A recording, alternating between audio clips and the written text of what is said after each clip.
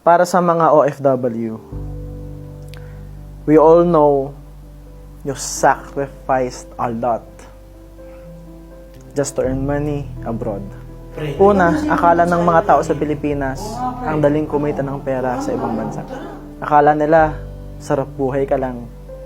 Akala nila, nag-e-enjoy ka lang at paghalagala. Pero hindi nila alam, pag nagkasakit ka, nililihim mo na lang. Kasi ayaw mong ma-stress yung mga tao sa Pilipinas. Ang hindi nila alam, nagtitipid ka. Pati sarili mo, tinitipid mo para lang makapagpadala sa Pilipinas. At ang hindi nila alam, yung sakripisyo, kasi hirap ka na. Pagod ka na. At gustong gusto mo nang umuwi sa Pilipinas. Kaya naman paulit-ulit, nagtatry ka, nagtitake ka ng risk, nagtatayo ka ng negosyo. Kasi nga, gusto mong magkaroon ng financial freedom.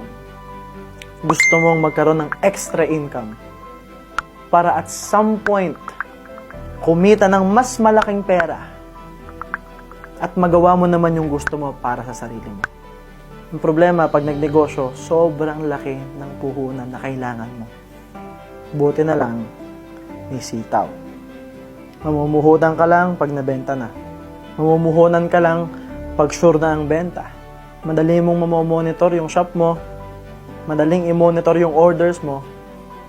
At ang kagandahan, kahit busy ka, kahit sobrang dami mong ginagawa, every time you will check your phone, you are looking forward to the orders, to the amount of sales, and maybe to the freezing balance na maging available balance na siya, na maging pera na siya.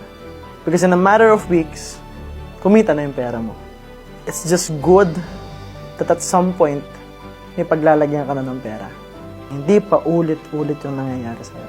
And maybe, just maybe, when you are able to earn a lot from this, from sitaw, you can finally build the life that you want for yourself and for your family. And that's freedom.